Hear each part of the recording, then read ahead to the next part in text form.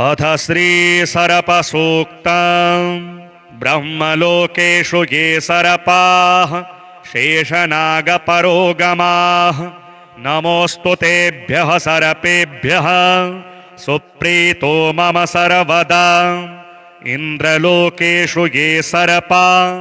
वासुकी प्रमुखादयः नमोऽस्तु तेभ्यः सर्पेभ्यः सुप्रीतो मम सर्वदा। कद्रवेयश्च ये सर्पाः मातृभक्तिपरायणाः नमोऽस्तु तेभ्यः सर्पेभ्यः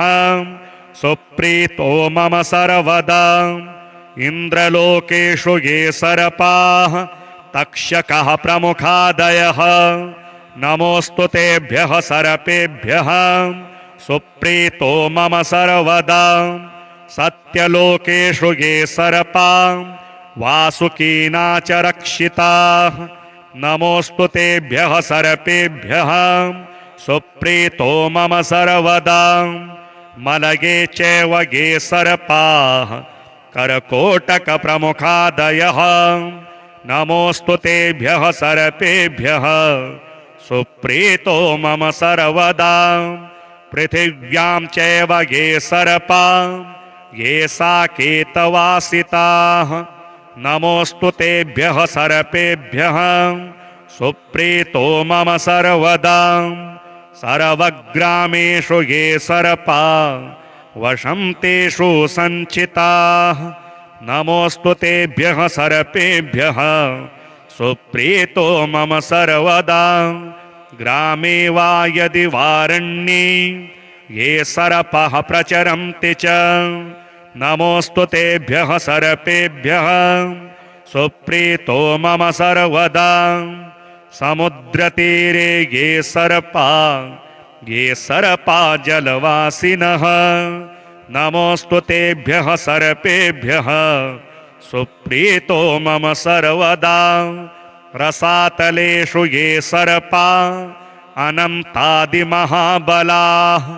नमोऽस्तु तेभ्यः सर्पेभ्यः सुप्रीतो मम सर्वदा। श्रीनवनागनामस्तोत्रम् अनन्तं वासुकिं शेषं पद्मनाभं च कम्बलं शङ्खपालं धृतराष्ट्रं तक्षकं कालियं तथा एतानि नवनामानि नागानां च महात्मनां सायंकाले पठे नित्यं प्रातः काले विशेषतः तस्य विषभयं नास्ति सर्वत्र विजयी भवे। अथ श्रीनागकवचम् अनन्तो मे शिरः पातु कण्ठं सङ्कर्षणस्तथा करकोटको नेत्रयुगमं कपिलः कर्णयुगमकं वक्षः स्थलं नागयक्षः बाहु कालभुजङ्गमः उदरं धृतराष्ट्रश्च वज्रनागस्तु पृष्ठकं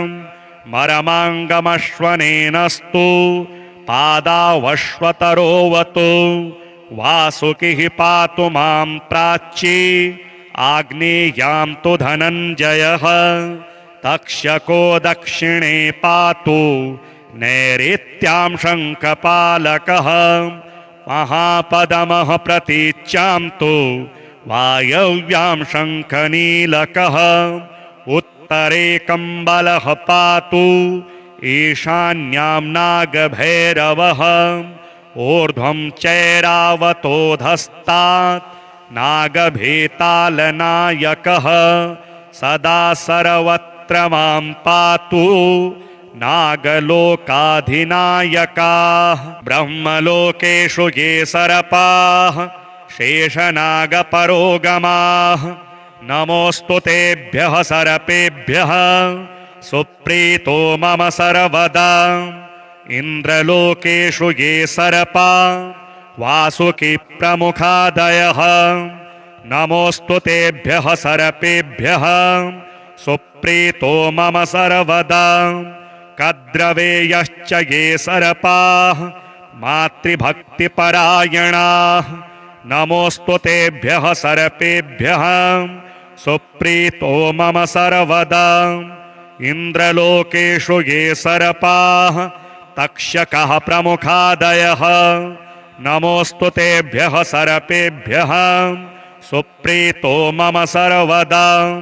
सत्यलोकेषु ये सर्पाः वासुकीना च रक्षिताः नमोऽस्तु तेभ्यः सर्पेभ्यः सुप्रीतो मम सर्वदा मलये चैव ये सर्पाः कर्कोटकप्रमुखादयः नमोऽस्तु तेभ्यः सर्पेभ्यः सुप्रीतो मम सर्वदा पृथिव्यां चैव ये सर्पाः ये साकेतवासिताः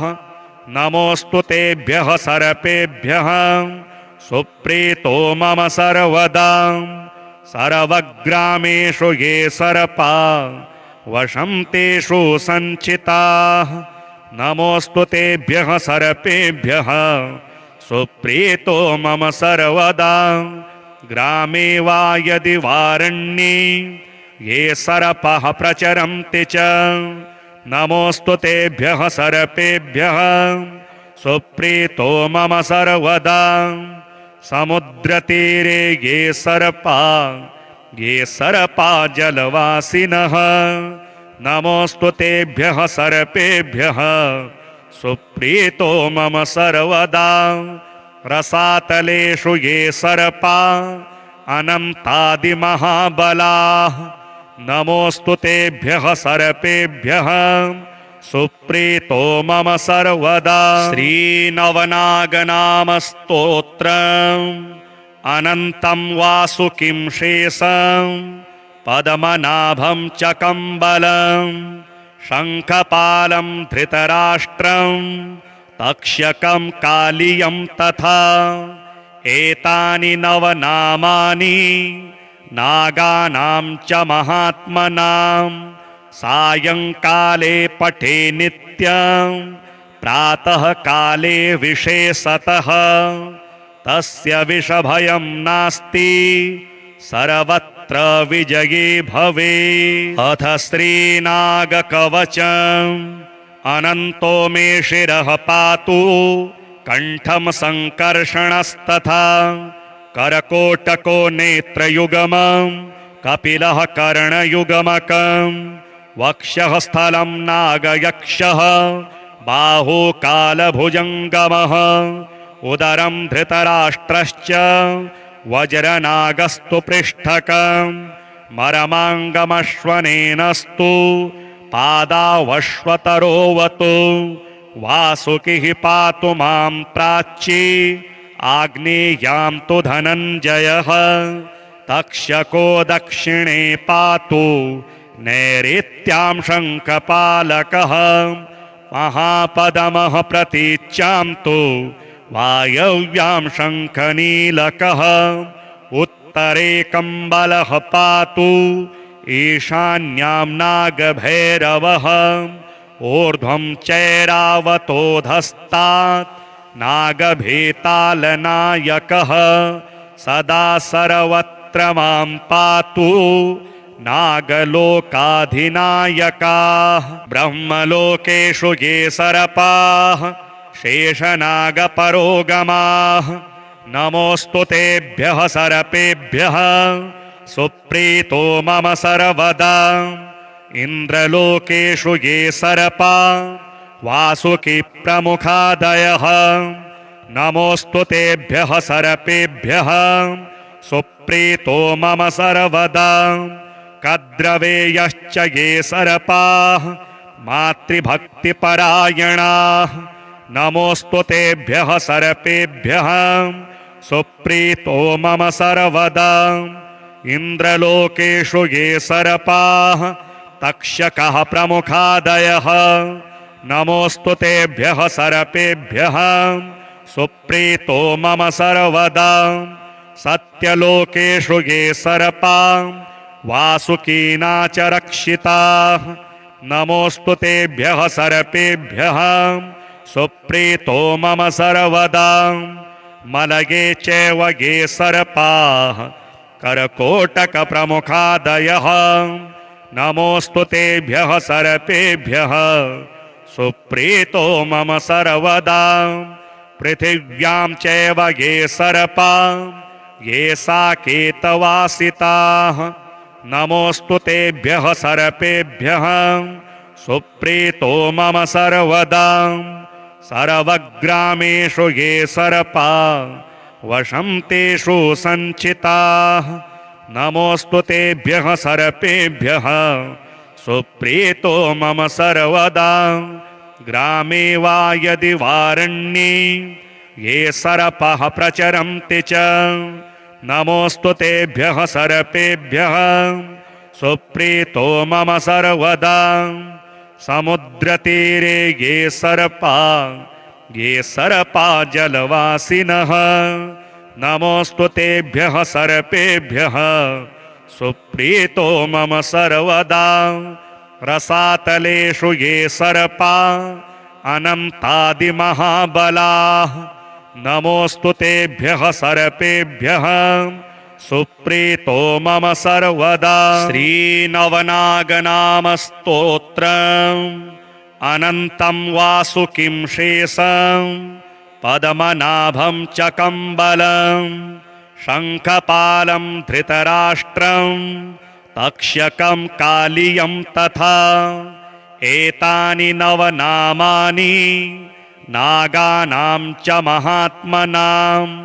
सायंकाले पठे नित्यं प्रातः काले विशेषतः तस्य विषभयं नास्ति सर्वत्र विजयी भवेत् अथ श्रीनागकवचम्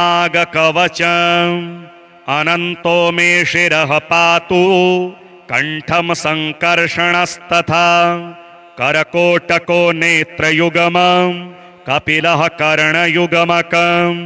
वक्षः स्थलं नागयक्षः बाहु कालभुजङ्गमः उदरं धृतराष्ट्रश्च वज्रनागस्तु पृष्ठकं मरमाङ्गमश्वनेनस्तु पादावश्वतरोवतु वासुकिः पातु मां प्राची आग्नेयां तु धनञ्जयः तक्षको दक्षिणे पातु नैऋत्यां शङ्खपालकः महापदमः प्रतीच्यां तु वायव्यां शङ्खनीलकः उत्तरे कम्बलः पातु ईशान्यां नागभैरवः ऊर्ध्वं चैरावतोधस्तात् नागभेतालनायकः सदा सर्वत्र मां पातु नागलोकाधिनायकाः ब्रह्मलोकेषु ये सर्पाः शेषनागपरोगमाः नमोऽस्तु तेभ्यः सर्पेभ्यः सुप्रीतो मम सर्वदा इन्द्रलोकेषु ये सर्पा वासुकी प्रमुखादयः नमोऽस्तु तेभ्यः सर्पेभ्यः सुप्रीतो मम सर्वदा कद्रवेयश्च ये सर्पाः मातृभक्तिपरायणाः नमोऽस्तु तेभ्यः सर्पेभ्यः सुप्रीतो मम सर्वदा इन्द्रलोकेषु ये सर्पाः तक्षकः प्रमुखादयः नमोऽस्तु तेभ्यः सर्पेभ्यः सुप्रीतो मम सर्वदा सत्यलोकेषु ये सर्पाः वासुकीना च रक्षिताः नमोऽस्तु तेभ्यः सर्पेभ्यः सुप्रीतो मम सर्वदा मलये चैव ये सर्पाः कर्कोटकप्रमुखादयः नमोऽस्तु तेभ्यः सर्पेभ्यः सुप्रीतो मम सर्वदा पृथिव्यां चैव ये सर्पा ये साकेतवासिताः नमोऽस्तु तेभ्यः सर्पेभ्यः सुप्रीतो मम सर्वदा सर्वग्रामेषु ये सर्पा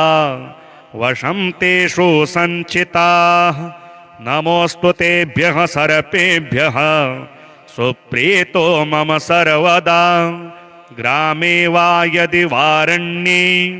ये सर्पाः प्रचरन्ति च नमोऽस्तु तेभ्यः सर्पेभ्यः सुप्रीतो मम सर्वदा समुद्रतीरे ये सर्पा जलवासिनः नमोऽस्तु तेभ्यः सर्पेभ्यः सुप्रीतो मम सर्वदा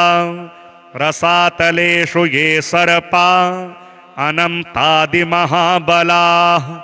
नमोऽस्तु तेभ्यः सर्पेभ्यः सुप्रीतो मम सर्वदा श्रीनवनागनामस्तोत्रम् अनन्तं वासुकिं शेषं पद्मनाभं च कम्बलं शङ्खपालं धृतराष्ट्रं तक्षकं कालियं तथा एतानि नवनामानि नागानां च महात्मनां सायंकाले पठे नित्यं प्रातः काले विशेषतः तस्य विषभयं नास्ति सर्वत्र विजयी भवे। अथ श्रीनागकवचम् अनन्तो मे शिरः पातु कण्ठं सङ्कर्षणस्तथा करकोटको नेत्रयुगमं कपिलः कर्णयुगमकं वक्षः स्थलं नागयक्षः बाहु कालभुजङ्गमः उदरं धृतराष्ट्रश्च वज्रनागस्तु पृष्ठकं मरमाङ्गमश्वनेनस्तु पादावश्वतरोवतु वासुकिः पातु मां प्राची आग्नेयां तु धनञ्जयः तक्षको दक्षिणे पातु नैऋत्यां शङ्खपालकः महापदमः प्रतीच्यां तु वायव्यां शङ्खनीलकः उत्तरे कम्बलः पातु ईशान्यां नागभैरवः ऊर्ध्वं चैरावतोधस्तात् नागभेतालनायकः सदा सर्वत्र मां पातु नागलोकाधिनायकाः ब्रह्मलोकेषु ये सर्पाः शेषनागपरोगमाः नमोऽस्तु तेभ्यः सर्पेभ्यः सुप्रीतो मम सर्वदा इन्द्रलोकेषु ये सर्पा वासुकी प्रमुखादयः नमोऽस्तु तेभ्यः सर्पेभ्यः सुप्रीतो मम सर्वदा कद्रवेयश्च ये सर्पाः मातृभक्तिपरायणाः नमोऽस्तु तेभ्यः सर्पेभ्यः सुप्रीतो मम सर्वदा इन्द्रलोकेषु ये सर्पाः तक्षकः प्रमुखादयः नमोऽस्तु तेभ्यः सर्पेभ्यः सुप्रीतो मम सर्वदा सत्यलोकेषु ये सर्पा वासुकीना च रक्षिताः नमोऽस्तु तेभ्यः सर्पेभ्यः सुप्रीतो मम सर्वदा मलये चैव ये सर्पाः करकोटकप्रमुखादयः नमोऽस्तु तेभ्यः सर्पेभ्यः सुप्रीतो मम सर्वदा पृथिव्यां चैव ये सर्पा ये साकेतवासिताः नमोऽस्तु तेभ्यः सर्पेभ्यः सुप्रीतो मम सर्वदा सर्वग्रामेषु ये सर्पा वशं तेषु सञ्चिताः नमोऽस्तु तेभ्यः सर्पेभ्यः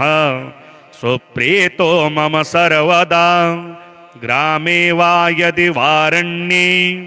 ये सर्पाः प्रचरन्ति च नमोऽस्तु तेभ्यः सर्पेभ्यः सुप्रीतो मम सर्वदा समुद्रतीरे ये सर्पा जलवासिनः नमोऽस्तु तेभ्यः सर्पेभ्यः सुप्रीतो मम सर्वदा रसातलेषु ये सर्पा अनन्तादिमहाबलाः नमोऽस्तु तेभ्यः सर्पेभ्यः सुप्रीतो मम सर्वदा श्रीनवनागनामस्तोत्रम् अनन्तं वासुकिं शेषं पद्मनाभं च कम्बलं शङ्खपालं धृतराष्ट्रं तक्षकं कालियं तथा एतानि नवनामानि नागानां च महात्मनां सायंकाले पठे नित्यं प्रातः काले विशेषतः तस्य विषभयं नास्ति सर्वत्र विजये भवे अथ श्रीनागकवचम् अनन्तो मे शिरः पातु कण्ठं सङ्कर्षणस्तथा करकोटको नेत्रयुगमं कपिलः कर्णयुगमकं वक्षः स्थलं नागयक्षः बाहु कालभुजङ्गमः उदरं धृतराष्ट्रश्च वज्रनागस्तु पृष्ठकं मरमाङ्गमश्वनेनस्तु पादावश्वतरोवतु वासुकिः पातु मां प्राची आग्नेयां तु धनञ्जयः तक्षको दक्षिणे पातु नैऋत्यां शङ्खपालकः महापदमः प्रतीच्यां तु वायव्यां शङ्खनीलकः उत्तरे कम्बलः पातु ईशान्यां नागभैरवः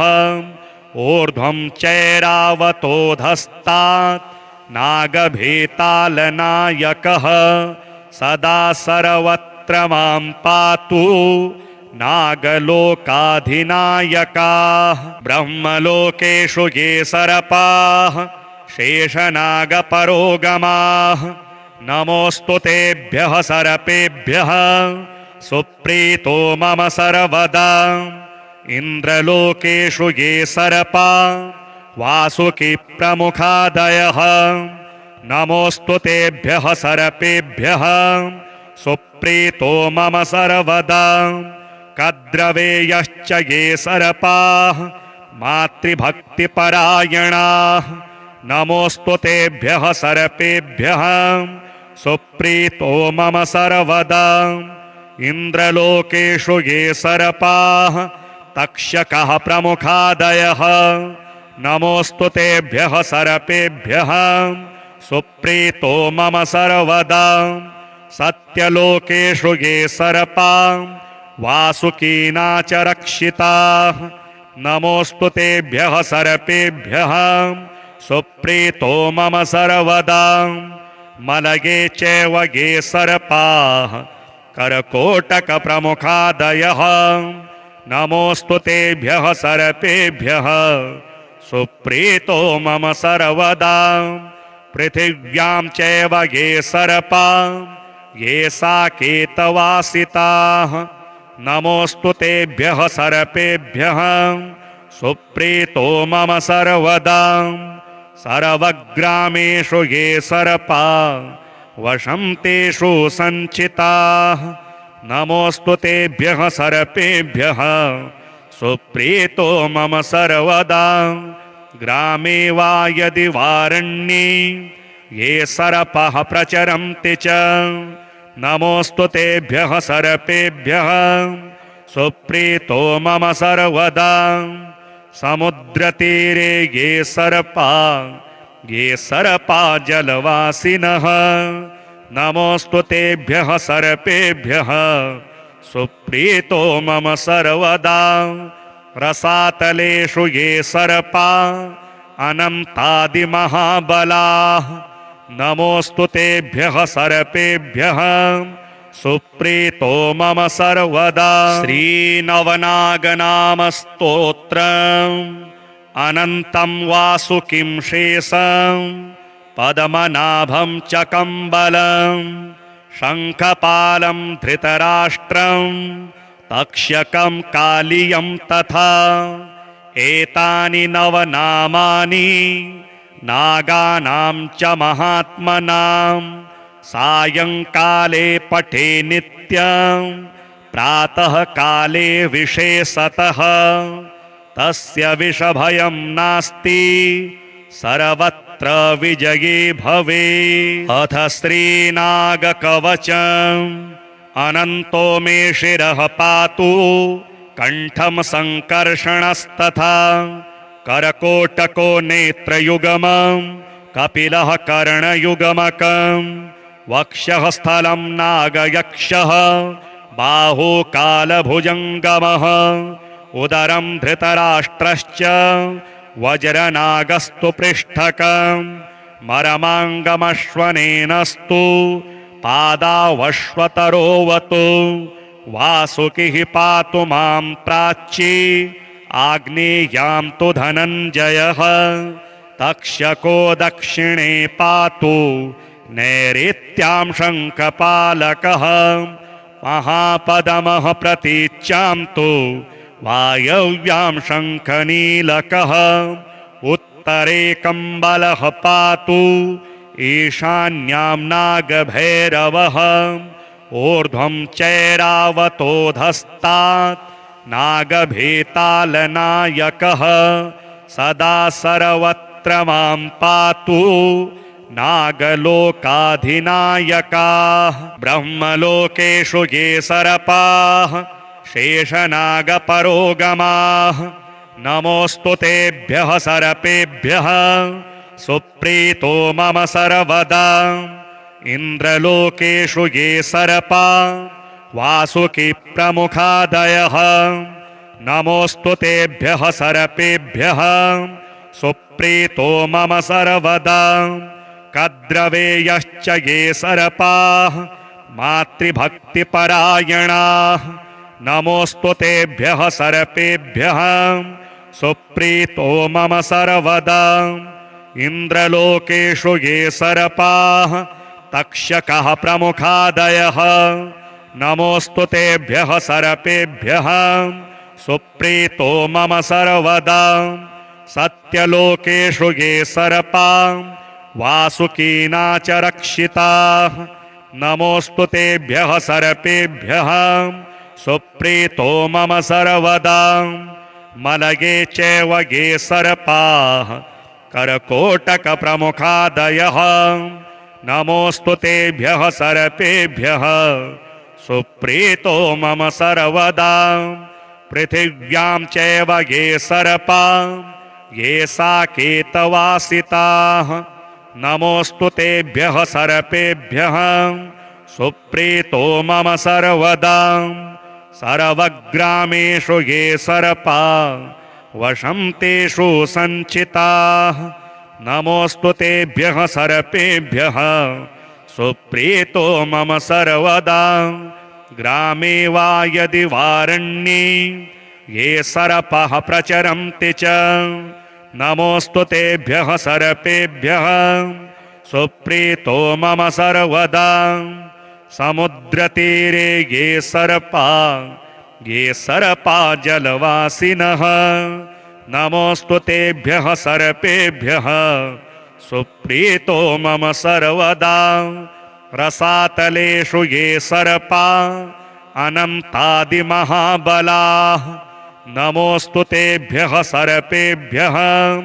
सुप्रीतो मम सर्वदा श्रीनवनागनामस्तोत्रम्